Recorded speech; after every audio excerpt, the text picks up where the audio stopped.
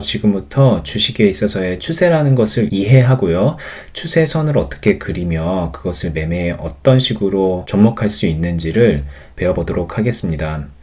주식의 추세라는 것을 알아보기 이전에 주식이 오르고 내리는 파동이란 것이 어떤 식으로 만들어지는지를 이론적으로 간단하게 말씀을 드려보면요. 주식의 파동이란 것을 설명하는 데 있어서 여러 가지 이론이 사용이 됩니다.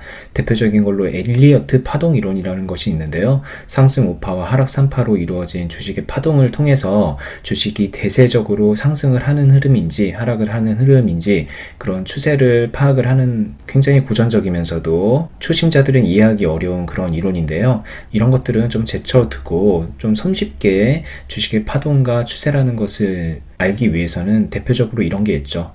N자형 상승 파동을 이해해 봐야 됩니다. 네, 기본적으로 주식이 상승을 할 때 상승 1파와 조정 2파, 상승 3파의 흐름으로 상승을 한다는 것이 이 N자형 상승의 의미인데요.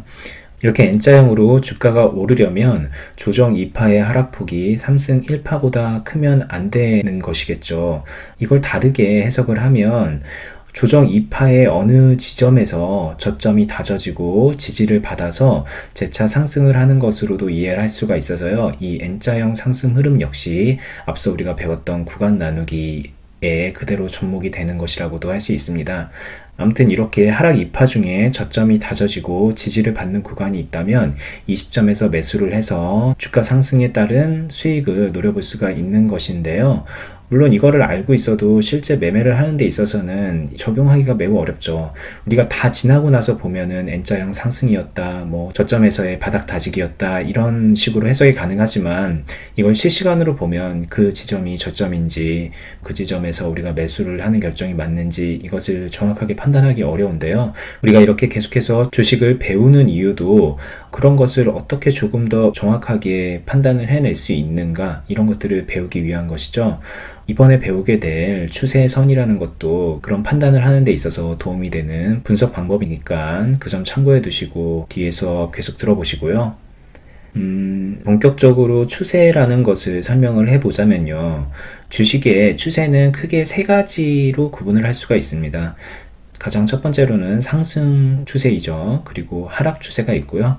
마지막으로는 횡보를 하는, 즉 오르는 것도 내리는 것도 아니고 그저 옆으로 지지부진하게 흘러가는 그런 추세로 나눌 수가 있는데요. 중요한 것은 이 상승 추세에 있어서 되도록 그 초입부에 매수를 하는 것이겠죠. 그리고 그 추세가 꺾여서 하락을 하거나 횡보를 하기 전에 매도를 해서 수익 실현을 하는 것이 주식 투자의 본질이라고 할 수 있는데요. 우리가 상승 추세를 파악할 때는 아무래도 그 이전에 하락 추세와 횡보 추세에서 상승으로 흐름이 전환하는 그 시점을 잡는 것이 중요하잖아요. 그런 의미에서 우리가 추세선을 그려가면서 매수 맥점을 잡는 것이 중요하다고 할 수 있습니다. 일단 이론적으로 추세선을 그리는 것을 설명을 하자면 우리가 상승 추세를 파악할 때는요, 주가가 오르고 내리는 와중에 의미 있는 저점을 이어서 그려주면 상승 흐름에서의 추세를 알 수가 있습니다. 네, 저점의 경우에는 지지선의 역할을 하니까요. 이 지지선을 하향 돌파하지 않는 선에서 주가가 꾸준히 상승을 하고 있다. 그렇다면 우리가 그 주식의 대세적인 국면이 상승 추세에 있다라고 해석을 할 수 있는 것이겠죠. 그리고 반면에 주식이 하락을 할 때는 그 주가의 고점과 저점이 지속적으로 낮춰져 가면서 하락 흐름을 보여주는데요. 이럴 때에는 주가의 고점을 연결을 해서 추세선을 그리면 되겠죠.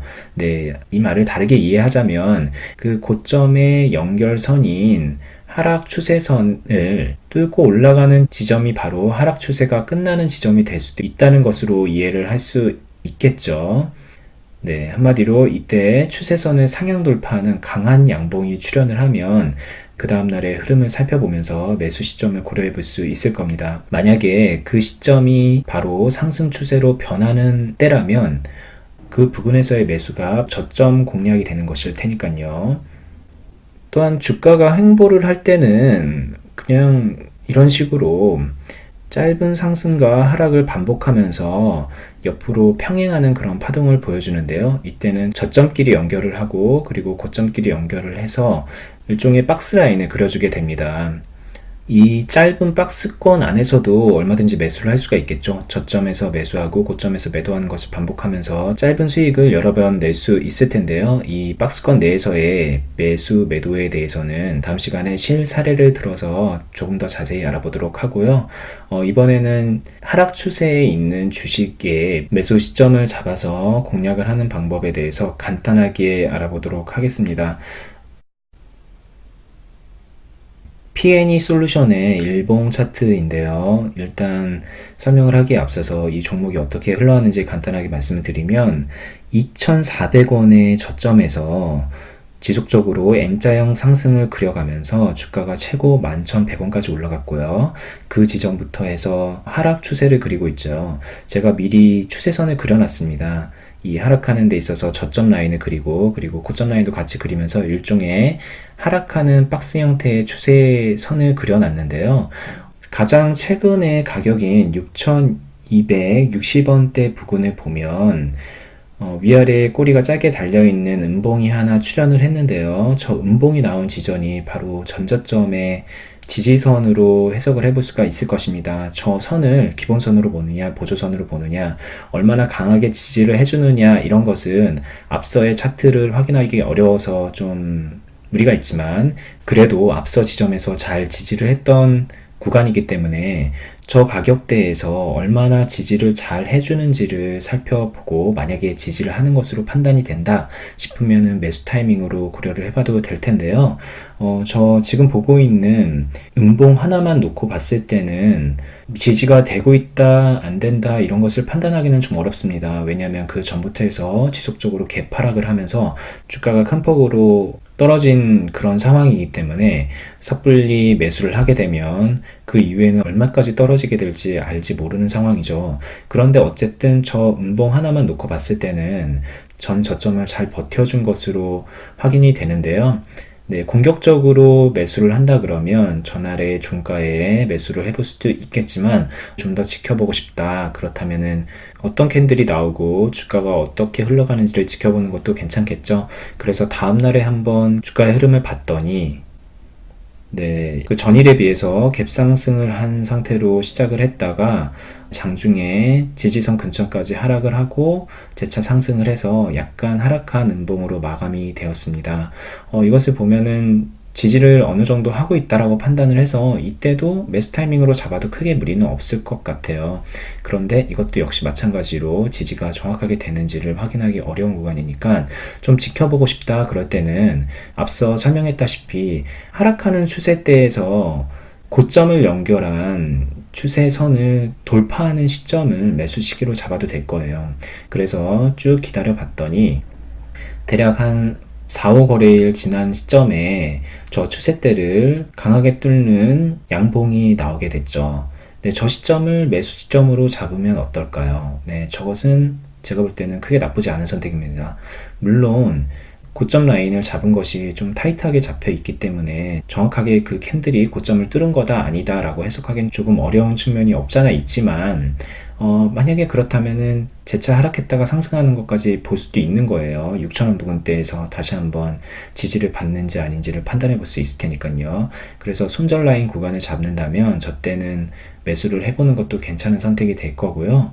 그리고 나서 시간이 흘러가면서 주가의 흐름을 살펴봤더니 네, 이렇게 일자적으로 고점 라인까지 잡은 저항선까지 주가가 지속해서 상승을 한 것을 보게 되죠. 물론 저 때도 짧게 보면 N자형 상승 곡선을 그리고 있습니다. 그리고 지금 보시는 차트에서 가장 최근 일자에 있는 저 양봉을 보시면요. 장중에 8,400원에 그 저항선을 뚫고 올라갔던 윗꼬리가 보여요. 물론 종가는 8,400원 아래로 형성이 됐는데요. 저 지점에서 물량을 전량 매도를 해서 수익 실현을 하거나 아니면 일부만 매도를 한 뒤에 차후에 8,400원 라인을 돌파하는지 아닌지를 살펴보는 것도 나름 괜찮은 선택이 되겠죠. 그리고 나서 다음날을 살펴봤더니 역시 8,400원 부분에 강하게 저항을 받으면서 약한 음봉이 형성이 되어 있고요. 저것을 보면서 확실히 가지고 있는 물량을 다 정리를 하는 것도 괜찮은 선택이 될 겁니다.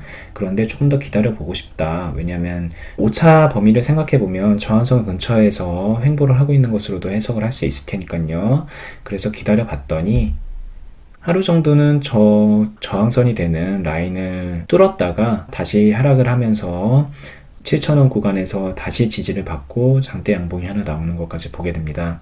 어쨌든 앞서 8,400원대의 저항 라인 그 근처에서 매도를 해서 수익 실현하는 것이 좋은 선택이었다는 것을 알 수 있는데, 만약에 그때 매도를 못했다 싶으면 이런 식으로 좁은 박스권 안에서의 매수 매도 타이밍을 잡을 수가 있을 겁니다. 지금 보고 있는 차트의 시점이 제가 지금 설명하는 시점에서의 가장 최근 날짜인데요.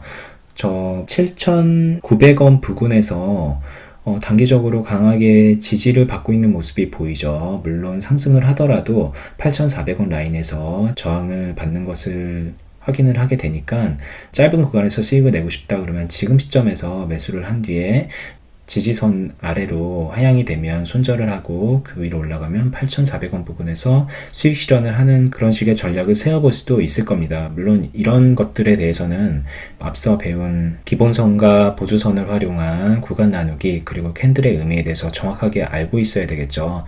그리고 뒤이어 우리가 배울 좁은 박스권 안에서 어떤 식으로 매매를 해야 할 것인지, 그리고 차후에 투자 시나리오를 어떻게 세워야 하는지도 이해를 해야 되니까 기술적 분석의 측면에서도 우리가 배울 게 많이 있고요. 무엇보다 중요한 거는 우리가 기술적 분석만으로 주식 투자를 할 건 아니니까 이 종목이 어떤 종목인지, 장기적으로 투자를 할 만한 가치가 있는 종목인지, 안정성 측면에서는 어떠한지 등을 분석할 수도 있어야 될 텐데요. 그런 부분들은 뒤이어 기본적 분석에서 다루게 될 내용이니까 차차 배워가도록 하시고요. 어쨌든 제가 중요하게 하고 싶은 말은 뭐냐면, 주식을 기술적으로 분석하는 데 있어서 가장 근간이 되고 기본이 되는 것은 차트상에서의 구간 나누기라고 했고, 그 구간 안에 나오는 다양한 캔들의 의미를 알 수 있어야 되는 겁니다. 그런데 구간 나누기와 캔들의 의미 파악만으로는 우리가 주식 투자에 절대로 성공을 할 수가 없어요. 한두 번은 그 원리 원칙에 맞아서 투자 성공을 할 수 있더라도 정확하게 본인의 매매 기준을 잡을 수가 없기 때문에 여러 가지 분석 도구와 방법들에 대한 이해를 할 수 있어야 되고, 그것을 실전 매매에 적용할 수 있어야 되겠죠. 그런 의미에서 지금 간단하게 배운 추세선의 활용도 필요할 거고, 여기서는 언급하지 않았지만 이동평균선에 대한 것도 매매에 참고를 할 수 있어야 될 것이고요. 그 외에도 기본적인 분석들 할 수 있어야 되겠죠. 네, 앞서 배운 것들 그리고 앞으로 배울 것들 모두 매매에 있어서 굉장히 의미 있는 거니까요. 하나도 빼놓지 말고 잘 배우셨으면 하고요. 제가 이 수업의 오리엔테이션 시간에서도 말을 했지만 우리 수업의 대상은 주식 입문자들 그리고 초보자들이죠. 그래서 제 수업도 되도록이면 군더더기를 빼고 초보자나 입문자들이 이해할 정도로만 설명을 하는 측면이 있으니까요. 이 수업에서 배운 것들 외적으로도 또 공부를 하는 것도 의미는 있을 겁니다. 그런데 더 중요한 것은 뭐냐면, 제가 해드리는 이 수업의 내용만 전반적으로 다 이해하고 빠짐없이 매매에 적용할 수만 있어도 누구나 재테크를 하는 데 있어서 주식을 안정적으로 사용을 할 수 있다는 것 기억해 두셨으면 좋겠습니다. 네, 여기까지 간단하게 추세선을 그리는 것, 그리고 차트 구간의 지지라인, 저항라인과 추세선의 연계 방법에 대해서 알아봤습니다.